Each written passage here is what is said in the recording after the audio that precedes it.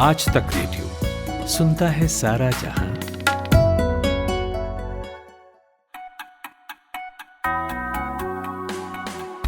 Hello, good morning. तारीख 17 मई बुधवार। यह पॉडकास्ट आज का दिन। मैं हूं खुशबू कुमार। पंडित धीरेन्द्र कृष्ण शास्त्री के बिहार प्रवास का आज 5वां और आखिरी दिन है। उनके बयान ने 42-43 डिग्री वाली चिलचिलाती गर्मी में बिहार का राजनीतिक तापमान बढ़ा दिया है। एक और राजद है एकदम खिलाफ। असली बाबा जो है वो देवराहा बाबा थे, इसलिए और कोई बाबा आवा टावा आपको हम नहीं जानते। दूसरी तरफ भारतीय जनता पार्टी पूरा समर्थन। सनातन का इसलिए अपमान कि सनातन वोट बैंक नहीं है। अगर ये भी वोट बैंक होता तो ये बागेश्वर बाबा के यहाँ जाते। बाबा बागेश्वर के कार्यक्रम में लाखों की तादाद में जुट रही भीड़ क्या किसी पार्टी या नेता के इशारे पर पहुंच रही है? और हाँ, इस भीड़ में बीजेपी की इतनी दिलचस्पी क्यों है? सबसे पहले आज इसी की बात। कर्नाटक में मुख्यमंत्री तो आज कल में तय हो जाएगा, लेकिन जिस पार्टी उसके नेता ने किंग मेकर बनने का ख्वाब संजोया था, वो जेडीएस इस चुनावी रेस में क्यों पिछड़ गई? और राज्य दर राज्य बाइपोलर होता चुनाव लोकतांत्रिक मूल्यों के लिहाज से कैसा है, जानेंगे। चलते चलते बात मानसून की। बारिश को लेकर मौसम विभाग के पूर्वानुमान की और किसानों के लिए एक सलाह भी। लेकिन पहले 60 सेकंड्स हेडलाइन सुनते हैं सूरज कुमार से। शुक्रिया खुशबू। कांग्रेस आलाकमान ने डीके शिव कुमार और सिद्धारमैया को दिल्ली रोका। दोनों नेता आज सोनिया गांधी से कर सकते हैं मुलाकात। गैंगस्टर खालिस्तान टेरर लिंक पर एनआईए की रेड, 100 से ज्यादा ठिकानों पर छापेमारी। लैंड फॉर जॉब केस में सीबीआई की रेड। आरा पटना में राजद विधायक के घर 9 घंटे छापेमारी, दस्तावेज लेकर निकली टीम। शेड्यूल ट्राइब का दर्जा पाने के लिए कुर्मी जाति का आंदोलन। बंगाल सरकार से कहा एसटी दर्जा दें फिर वोट लें। मणिपुर हिंसा मामले में सुप्रीम कोर्ट में आज सुनवाई। सरकार सौंपेगी स्टेटस रिपोर्ट। राहुल गांधी का अमेरिका दौरा। 4 जून को न्यूयॉर्क के मेडिसन स्क्वायर गार्डन में देंगे भाषण। नए संसद भवन का काम इसी महीने होगा पूरा।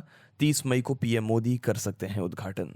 पश्चिम बंगाल के एगरा में धमाका, 9 लोगों की मौत। और चक्रवाती तूफान मोका का म्यांमार में कहर, मरने वालों की संख्या 81 पहुंची।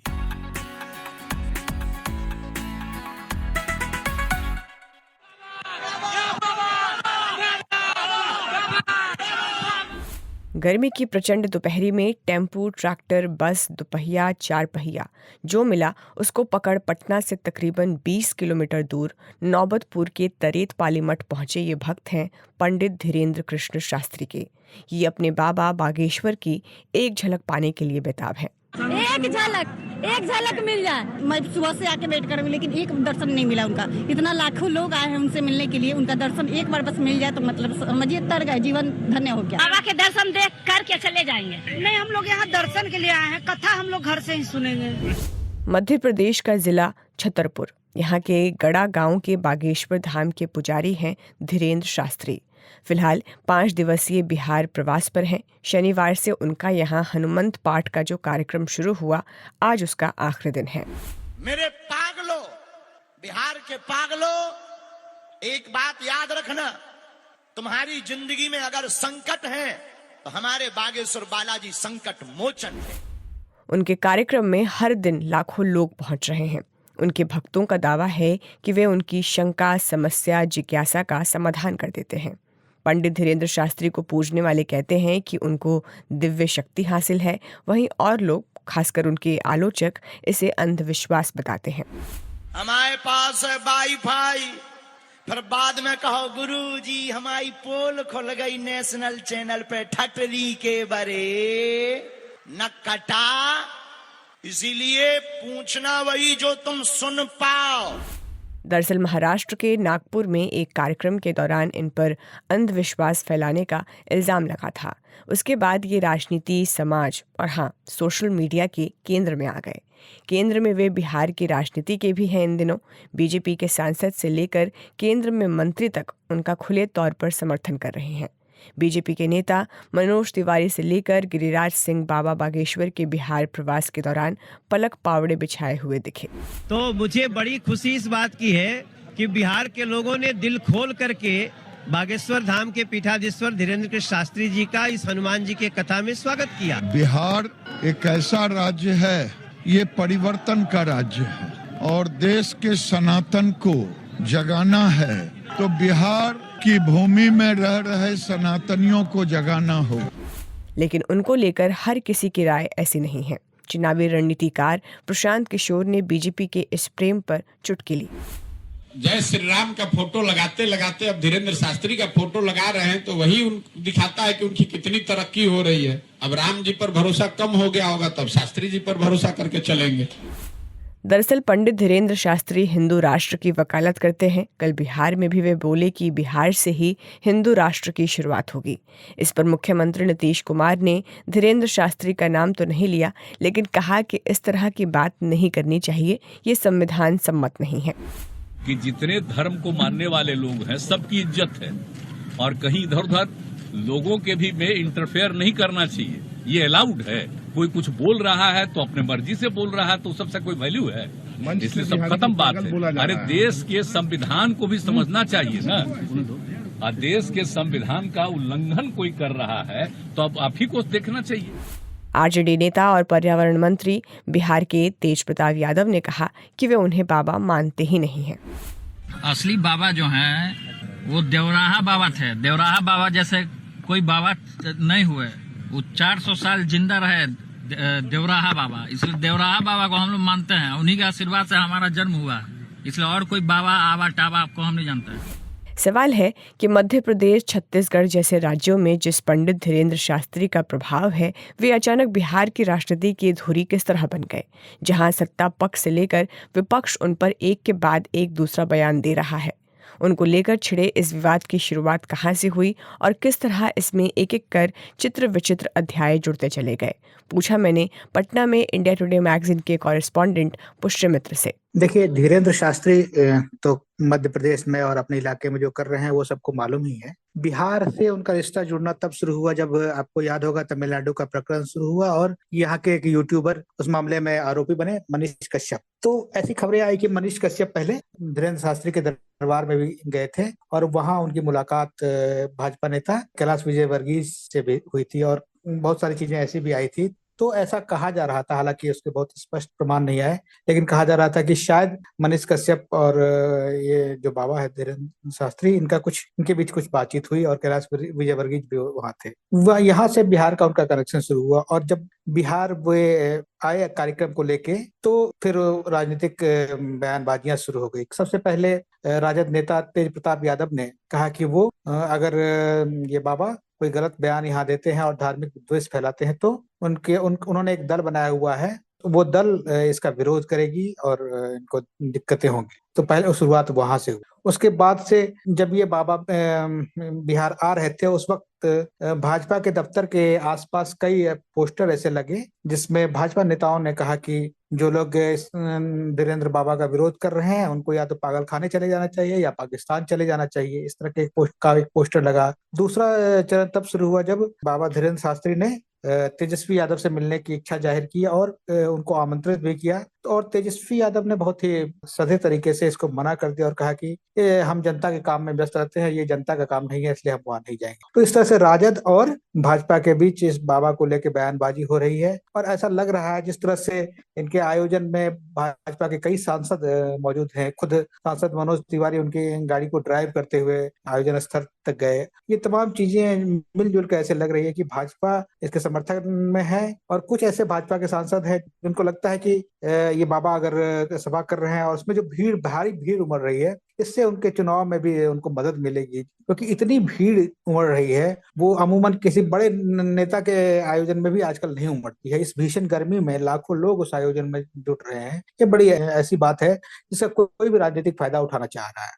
पुष्यमित्र जी, ये जिस भीड़ का आप जिक्र कर रहे हैं, मीडिया रिपोर्ट्स में तो इसे 5 लाख 6 लाख तक बताया जा रहा है, तो क्या लोग खुद ब खुद अपनी इच्छा से पहुंच रहे हैं या इसमें किसी पार्टी, नेता या संगठन विशेष की भी भूमिका है? देखिए, पहली बात तो बहुत साफ स्पष्ट है कि ये जो भीड़ है वो बाबा के लिए ही आ रही है। इसके पीछे किसी भाजपा के नेता का कोई हाथ नहीं है, क्योंकि जो तमाम भाजपा के नेता बिहार में हैं अभी, अगर मोदी की सभा ना हो, मोदी की सभा में भी इतना भीड़ जुटाना भाजपा नेताओं के बस की बात नहीं है। ये बहुत ही नैसर्गिक भीड़ है जो अपने मन से ये बाबा के पास अपनी समस्याओं का समाधान करने और दर्शन करने ही आई है। दूसरी बात, खुद ये बड़ी अजीब बात है कि इतने सारे लोग एक बाबा को सुनने के लिए और अपनी ऐसी समस्या का समाधान करने के लिए वहां पहुंच रहे हैं, जिस समस्या का समाधान अमूमन इस तरह से तो हो ही नहीं सकता है जिस तरह से लोग वहां जा रहे हैं। ये विशुद्ध अंधविश्वास है और बिहार जैसे राज्य के लिए तो बहुत बुरा है, क्योंकि बिहार में हरिमोहन झा जैसे तर्कशास्त्री हुए थे जिन्होंने इन सारी चीजों को बहुत गलत बताया था और उनका जनता में बड़ा असर था। और यहाँ एक परंपरा रही है तर्क की और ज्ञान की। अंधविश्वास कभी बिहार में इस तरह से हावी नहीं हुआ था। ये पहली बार ऐसा लग रहा है कि बहुत अजीब तरीके से अंधविश्वास लोगों में हावी है। और ये जो भीड़ आ रही है पुष्यमित्र जी, ये समाज के किस वर्ग से आती है? क्या हर तबके के लोग समान अनुपात में हैं या फिर ये किसी खास तबके के लोग अधिक जुट रहे हैं? दूसरा आपसे ये सवाल मेरा कि बीजेपी जो इसका समर्थन कर रही है, मंशा क्या है उनकी?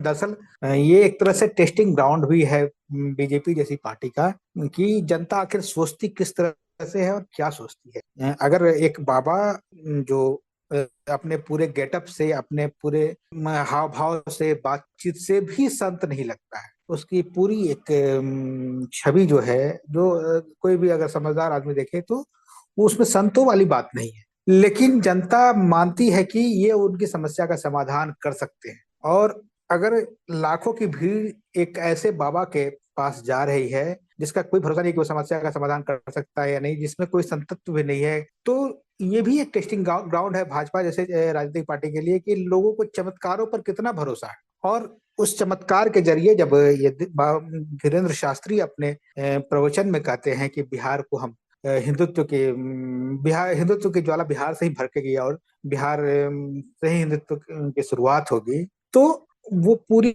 भीड़ जो है, जो खास तौर पर ऐसी भीड़ है जो बहुत पढ़ी लिखी नहीं है, उसमें बहुत सवर्ण लोग नहीं है, जो स्वाभाविक रूप से भाजपा के वोटर हैं, तो गरीब और पिछड़ी और दलित जाति के जो लोग हैं उसके बीच कैसे भाजपा हिंदुत्व के जरिए अपनी पकड़ बनाए, तो वो उसका टेस्टिंग ग्राउंड है। और वो उनके लिए एक बड़ी बात है कि इसके जरिए अगर ये बाबा हिंदुत्व की बात कह के लोगों को कन्विंस कर रहे हैं तो आखिरकार वो बीजेपी के ही सिद्धांतों पर जा रहे हैं और ये भीड़ आसानी से बीजेपी के वोटर के रूप में कन्वर्ट हो सकती है। तो बीजेपी के लिए निश्चित तौर पर एक टेस्टिंग ग्राउंड भी है और एक अच्छा अवसर भी वो मान रही है कि इसके जरिए वो अपनी राजनीति करेगी। इसीलिए आप देखते हैं कि धीरेन्द्र शास्त्री ने ये घोषणा भी की कि वो गया और मुजफ्फरपुर में भी आने वाले दिनों में सभा करेंगे। अगर इस तरह के सभा और भी हुए तो बहुत आसानी से जो काम संघ, भाजपा और उसके दूसरे नेता इतने सालों की मेहनत के बाद बावजूद बिहार में नहीं कर पाए, धीरेन्द्र शास्त्री के प्रवचन के जरिए बहुत आसानी से हो। बहुत बहुत शुक्रिया पुष्यमित्र जी इस जानकारी के लिए। बिहार की आबादी 13 करोड़ है। धीरेन्द्र शास्त्री ने कहा है कि इस सूबे के 5 करोड़ लोग भी अपने घर पर धर्म ध्वज लगा लें और माथे पर तिलक लगाकर निकलने लगे तो भारत हिंदू राष्ट्र की ओर अग्रसर हो जाएगा।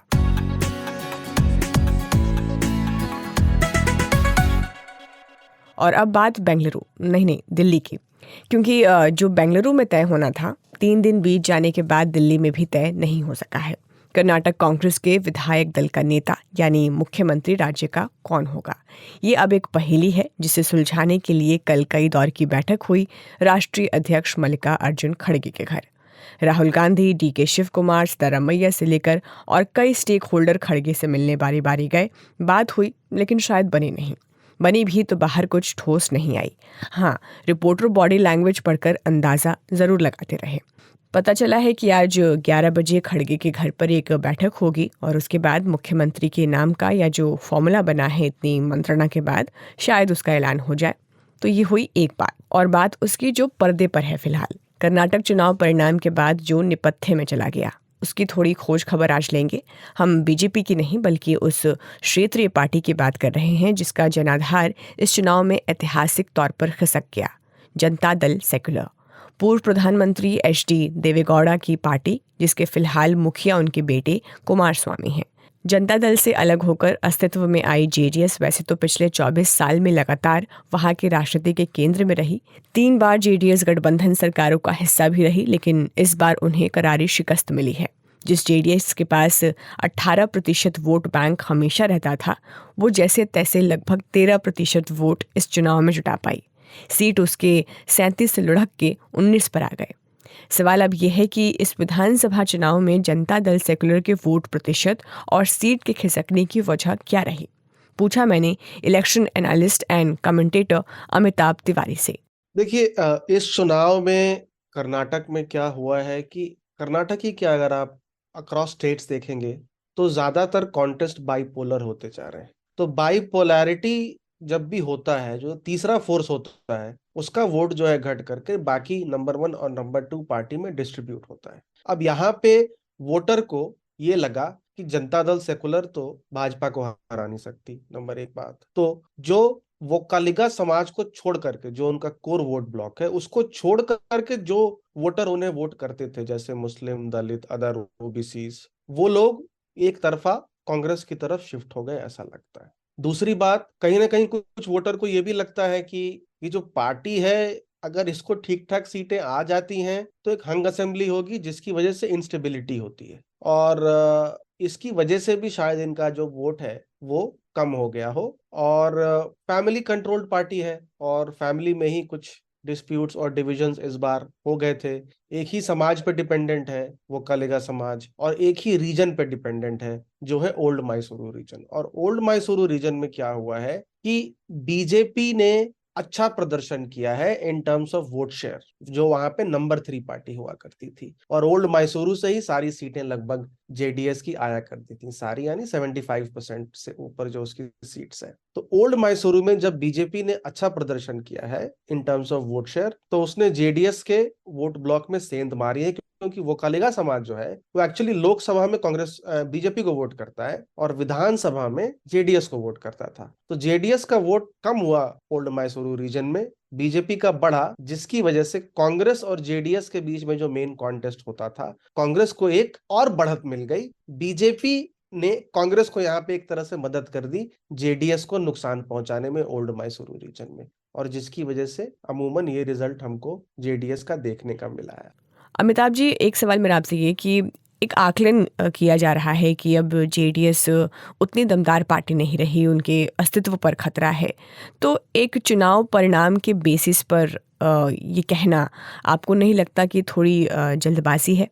देखिए, इलेक्शंस फिर से वही बात मैं कहूंगा कि बाइपोलर होते जा रहे हैं। अभी तीसरा फोर्स अगर आप स्टेट बाय स्टेट देखेंगे, जहां भी तीसरी फोर्स कोई है, उसकी जो अहमियत है वो कम होती जा रही है। उत्तर प्रदेश ही बहुत बड़ा एग्जाम्पल है, जहां बहुजन समाज पार्टी की 13% वोट शेयर पे 1 सीट है यार, है ना। तो एक तो तीसरा फोर्स का सिग्निफिकेंस भारतीय पॉलिटिक्स में धीरे धीरे कम होता रहा है, और अगर यही ट्रेंड बरकरार रहा तो जेडीएस का जो में प्रदर्शन है आज, बसपा ने जो 2017 में किया था प्रदर्शन, 17 में आपको याद होगा 23% वोट थे और 19 सीटें थी, और 22 आते आते 13% वोट हो गई और 1 ही सीट बची। क्यों? क्योंकि समाजवादी पार्टी जो है वो वोटर को लगा कि बेटर पोजीशन में है बहुजन समाज पार्टी से भाजपा को हराने में। तो ये जो एक फीलिंग है जो कंसोलिडेट कर देती है ऑपोजिशन वोट को दूसरे नंबर की पार्टी की फेवर में, ये यहाँ पे जेडीएस के साथ भी हो सकता है अगर वो अपने जो इश्यूज हैं उसको सॉल्व नहीं करते हैं। देखिए, फैमिली डिपेंडेंट पार्टी है तो और तो कोई लीडर नहीं है इसको खींचने वाला, ये भी एक प्रॉब्लम हो जाती है फैमिली डिपेंडेंट पार्टी में। गावड़ा जी अब ऑलमोस्ट रिटायर हो गए हैं, उनके बाद जो लीडर हैं एचडी कुमारस्वामी, रेवन्ना वगैरह, जो उनकी फैमिली है, उनमें डिस्प्यूट्स हैं, प्लस उनमें कोई ऐसा लीडर नहीं है जो देवेगौड़ा के बराबर उसका करिश्मा या अपील हो। और अभी तक क्या था कि वोक्कालिगा समाज का सीएम सिर्फ जेडीएस दे सकती थी।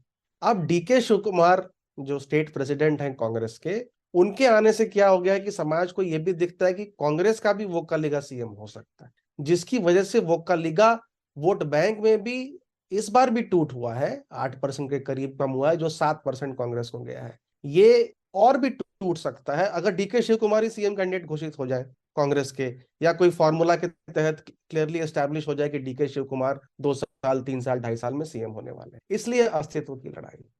और एक आखिरी सवाल आपसे अमिताभ जी, ये जो तीसरे फोर्स का ख़त्म होना है या सिकुड़न है, चुनाव का बाइपोलर हो जाना है, ये पार्टी पॉलिटिक्स के लिए और ख़ासकर जो इंडियन डेमोक्रेटिक सेटअप है, अगर हम उसके लिहाज से देखें तो उसके लिए ये कैसा है? क्या ये एक पोलराइज सोसाइटी की तरफ इशारा है?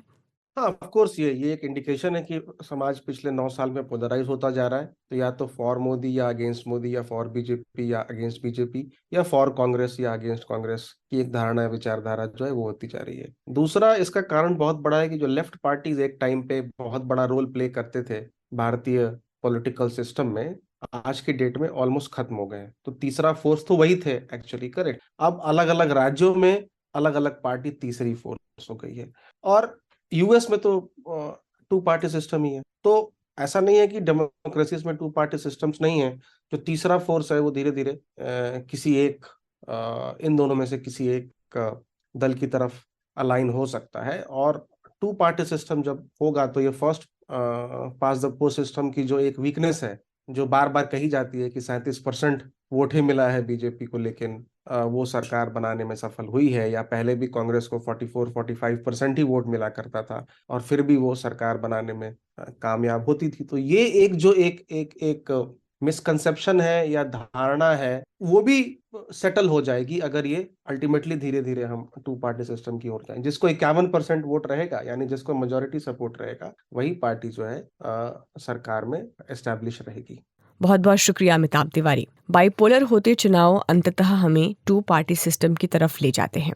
और वैसे तो ये फिलहाल जल्दबाजी है कहना, लेकिन भारत में कुछ राज्य जरूर धीरे धीरे इस तरफ बढ़ रहे हैं।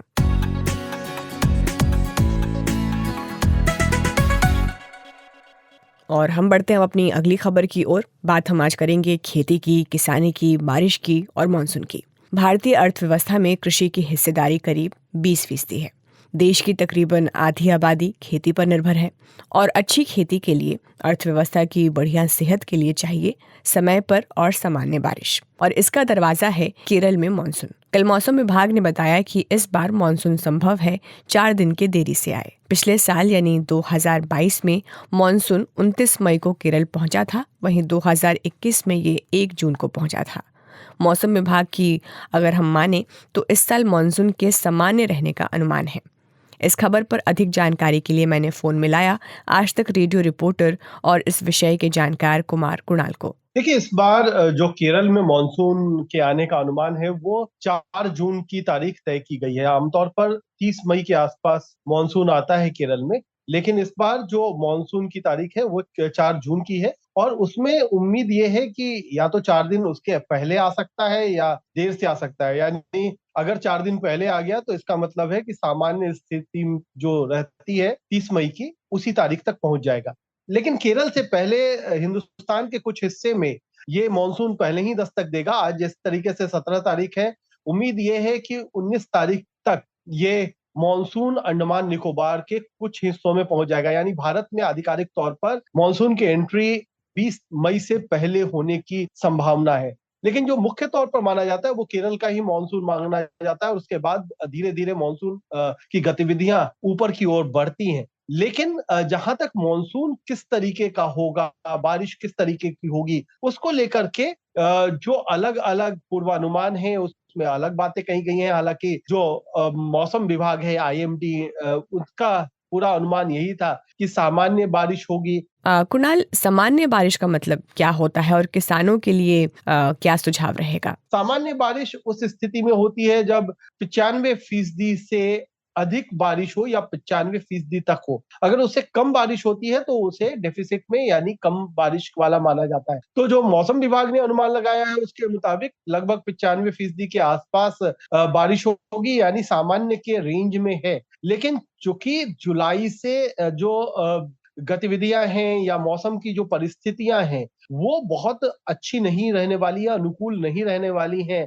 मानसून के लिए। इसीलिए जुलाई के बाद ऐसा माना जा रहा है कि मानसून की जो बारिश है उसमें कमी देखी जाएगी। तो उस लिहाज से अगर देखें तो हमारा जून से लेकर जो जुलाई वाला महीना है उसको बहुत महत्वपूर्ण माना जा रहा है, क्योंकि शुरुआती हिस्सों में मानसून के ये उम्मीद जताई जा रही है कि अच्छी खासी बारिश होगी। तो क्या वो कितनी बारिश होगी, और जब तक मौसम प्रतिकूल नहीं होगा तब तक अगर अलग अलग हिस्सों में ठीक ठाक बारिश हो जाती है तो निश्चित तौर पर बड़ी राहत की बात है, क्योंकि उसके बाद जो पूर्वानुमान है वो यही बता रहा है कि जुलाई के बाद थोड़ी रुकावट आ सकती है मॉनसून की रफ्तार में। तो किसानों को भी उस लिहाज से तैयार होना चाहिए और कोशिश यही होनी चाहिए कि जो अग्री किस्म की धान है, यानी जो जल्दी जो धान की खेती होती है, अगर उन वेराइटीज पर उनको अगर वो कोशिश करें लगाने की, तो शायद बेहतर फसल की उम्मीद होगी, इसकी बजाय कि वो देरी से लगने वाले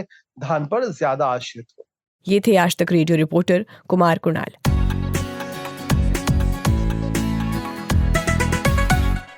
और अब हमारे साथ सूरज कुमार जुड़ गए हैं आपको देश दुनिया की अखबारों से अपडेट करने के लिए। Good morning Suraj. Khushbu, good morning. The Pioneer अखबार देख रहा हूं मैं और इसकी जो फर्स्ट हेडलाइन है वो ये है कि कर्नाटक के सीएम पर सस्पेंस बरकरार। तीसरे दिन भी जद्दोजहद जारी रहेगी, साहब कौन सीएम बनेगा, डीके शिव कुमार या फिर सिद्धारमैया। लेकिन अगर आप द एशियन एज में आते हैं तो क्लैरिटी मिलती है कि सिद्धारमैया के पास क्लियर एज है डीके शिव कुमार के ऊपर। लेकिन अब द डेली गार्जियन में आइए। अंग्रेजी अखबार है लेकिन हेडलाइन हिंदी में दे रखी है किस्सा कुर्सी का, और इसके नीचे एक तस्वीर है, मतलब बड़ी शानदार तस्वीर है। डीके शिव कुमार एक तरफ बैठे हैं, सिद्धारमैया एक तरफ बैठे हैं, बीच में एक खाली कुर्सी लगी है जिसके ऊपर कुछ पेपर्स रखे और दोनों नेता उस कुर्सी की तरफ ताक रहे हैं। द डेली गार्जियन कह रहा है कि सिद्धारमैया, चलिए उनके पास विधायकों का सपोर्ट है, लेकिन जो आला कमान है वो डीके शिव कुमार के पक्ष। अब ऐसा क्यों, उसको लेकर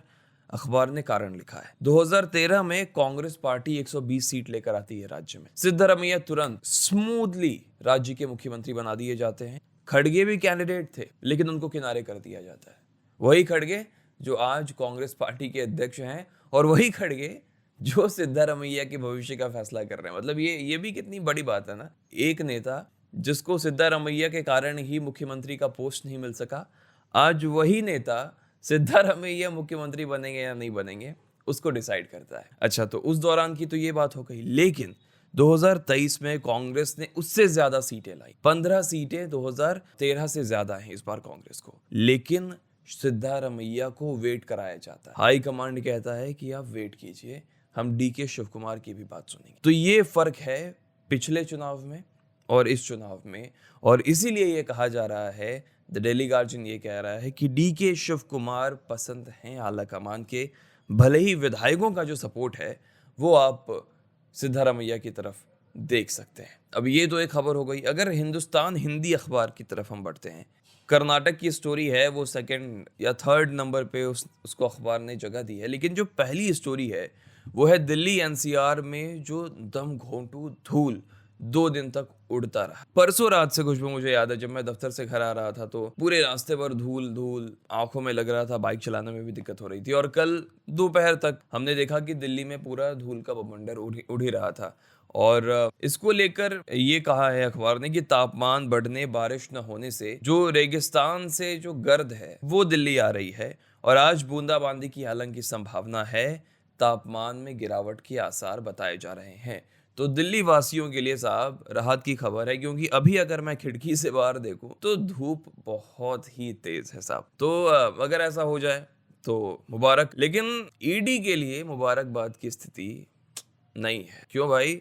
क्योंकि छत्तीसगढ़ में शराब घोटाले मामले में कल सुनवाई हुई सुप्रीम कोर्ट ने कहा देखिए साहब सब कुछ ठीक है, लेकिन ये डर का माहौल पैदा ना करे, क्योंकि छत्तीसगढ़ सरकार की ओर से जो वकील थे कपिल सिब्बल, उन्होंने पीठ से ये कहा कि ईडी बुरा बर्ताव कर रही है और वो आबकारी अधिकारियों को धमकी दे रही है। और ईडी की ओर से पेश जो सॉलिसिटर जनरल थे एसवी राजू, उन्होंने आरोपों का विरोध किया और ये कहा कि जांच एजेंसी राज्य में घोटाले की जांच कर रही है। तो अब इन सब मसलों में पीठ ने क्या कहा? उसने कहा कि आप जब इस तरह से सब बर्ताव करते हैं तो एक जायज वजह भी संदिग्ध हो जाती है, तो इसलिए इस तरह का बर्ताव ना करें, डर वाला जो सीन है वो क्रिएट ना करें तो ज्यादा बेहतर है। अब एक और खबर है सुप्रीम कोर्ट से रिलेटेड। उसने एक मामले की सुनवाई के दौरान अपना एक मत व्यक्त किया है और उसने ये कहा है कि अनुसूचित जाति जनजाति अधिनियम जैसे कानून लागू करते वक्त पुलिस अधिकारी थोड़ा सतर्कता बरतें। जी सूरज, द पायनियर अखबार मेरे सामने खुला हुआ है और मैं ये खबर देख रही हूँ कि कैसे मोटी कमाई के लालच में कुछ लोगों ने पिछले 6 सालों से ब्रांडेड आयुर्वेदिक दवाओं के नाम पर जहर बेचा है और सूरज इसमें मास्टरमाइंड समेत 10 लोग गिरफ्तार हुए हैं और इन 6 सालों में 6,372 लोगों से आप मान के चलिए करीब 2 करोड़ जो हैं इन लोगों ने वसूले हैं। गिरोह के सदस्यों से पुलिस को 42 मोबाइल फ़ोन, 7 लैपटॉप समेत नकली दवाओं का भंडार भी मिला है और दिल्ली से लखनऊ तक ये जो पूरा जाल था ये फैला हुआ था। जी खुशबू, और द टाइम्स ऑफ इंडिया में खबर है कि कॉलेजियम ने एडवोकेट विश्वनाथन और आंध्र प्रदेश हाई कोर्ट की सीजी मिश्रा, उन सब को कॉलेजियम ने सुप्रीम कोर्ट के लिए रेफर किया है। दैनिक भास्कर की खबर यह है कि एसटी का दर्जा पाने के लिए कुर्मी जाति का आंदोलन, बंगाल सरकार को कुर्मी समाज ने चेतावनी भी दी है। मणिपुर हिंसा मामले में आज सुप्रीम कोर्ट में सुनवाई होनी है। खुशबू, सरकार स्टेटस रिपोर्ट सुप्रीम कोर्ट में सौंपेगी और मितई आरक्षण के खिलाफ अब तक 3 याचिकाएं दाखिल हो चुकी हैं। तो इस पर भी क्या कोर्ट आज कुछ कहता है, कोई टिप्पणी देता है, कोई सरकार को निर्देश देता है, देखते हैं। और अगर हम विदेशी खबरों पे आए तो सबसे पहले तो डॉन वेबसाइट की खबर ये है कि इमरान के करीबी जो फवाद चौधरी हैं वो गिरफ्तारी के डर से ऑन कैमरा और वो पुलिस को देखकर भागे हैं और ये पाकिस्तान तहरीक इंसाफ पार्टी के मंत्री रह चुके हैं। और अमेरिका के पास 1419 डिप्लॉयड परमाणु हथियार हैं। न्यू स्टार्ट ट्रीटी के तहत ये खुलासा हुआ है और अमेरिका ने रूस से ये कहा है कि वो भी अपने न्यूक्लियर हथियारों की जानकारी मुहैया कराए। और आज 17 मई का दिन इतिहास की किताब में किस तरह अपनी मौजूदगी दर्ज कराता है वो जान लेते हैं। और आज ही के दिन 1792 में 24 लोगों ने मिलकर दुनिया के सबसे बड़े stock exchange the New York stock exchange की शुरुआत की थी। 1939 में पहले स्पोर्ट्स इवेंट का लाइव टेलीकास्ट हुआ था। आज के दिन को दुनिया भर में वर्ल्ड हाइपरटेंशन डे के तौर पर मनाया जाता है और इसका मकसद यही है कि लोगों को हाई ब्लड प्रेशर के बारे में आप अवेयर कर सकें। तो फिलहाल आज का दिन पॉडकास्ट में इतना ही। कल आपसे फिर मुलाकात होगी। इस पॉडकास्ट को प्रोड्यूस किया है शुभम तिवारी ने, साउंड मिक्सिंग कर रहे थे नितिन रावत। खुशबू कुमार के साथ थे आप। नमस्कार।